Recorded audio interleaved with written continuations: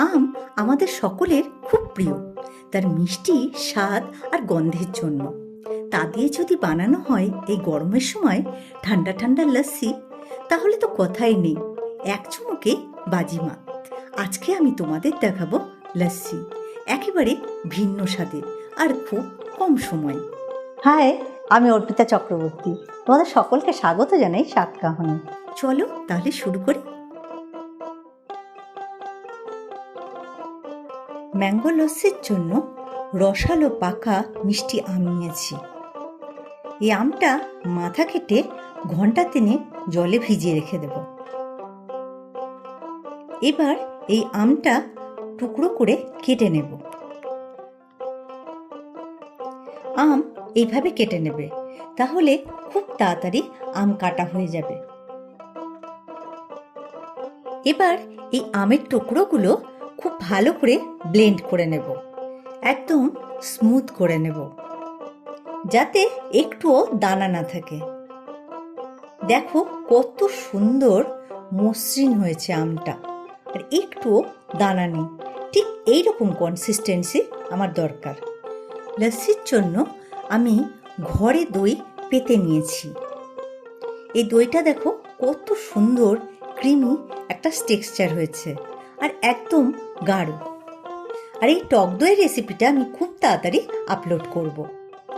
লস্যি বানানোর জন্য আমি এরকম মাটির হাঁড়ি নিয়ে নিয়েছি। এর মধ্যে এবার 500 গ্রাম মতো টক দই দিচ্ছি, যেটা আমি ঘরে পেতেছি। এবার এতে 1 কাপ দুধ দিচ্ছি, 1/4 টিস্পুন নুন আর 4 টেবিল স্পুন চিনি দিচ্ছি। তোমরা তোমাদের স্বাদ অনুযায়ী চিনি দেবে।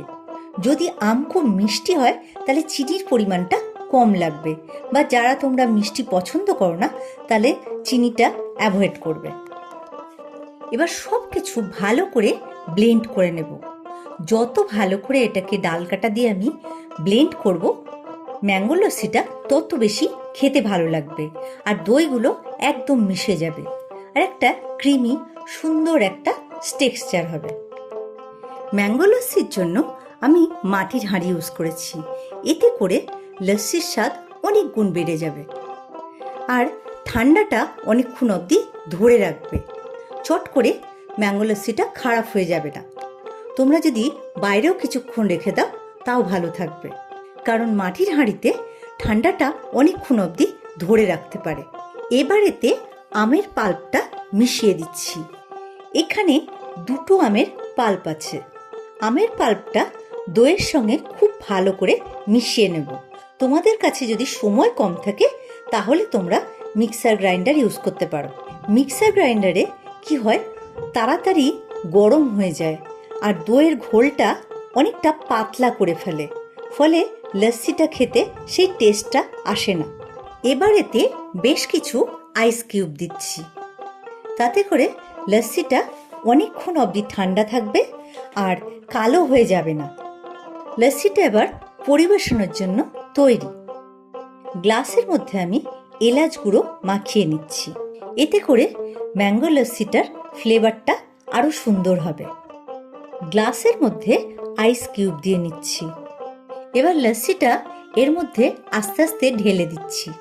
লস্যিটা মোটামুটি তোমরা 4 জনকে সার্ভ করতে পারবে। কুচনো আম, পেস্তা, আমন্ড কুচি দিয়ে আমি পরিবেশন করছি। তোমরা চাইলে তোমাদের ইচ্ছে মতো ড্রাই ফ্রুটস দিয়ে পরিবেশন করতে পারো। ঝটপট তৈরি হয়ে গেল ম্যাঙ্গো লস্যি, একেবারে স্বাদে গন্ধে ভরপুর। অবশ্যই ট্রাই করবে, আর আমি তোমাদের যেভাবে দেখালাম ঠিক এইভাবে বানাবে। আশা করি তোমাদের সকলের খুব ভালো লাগবে।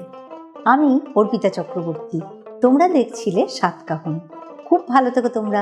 ফিরে আসছি খুব শিগগিরই নতুন রান্নার রেসিপি নিয়ে।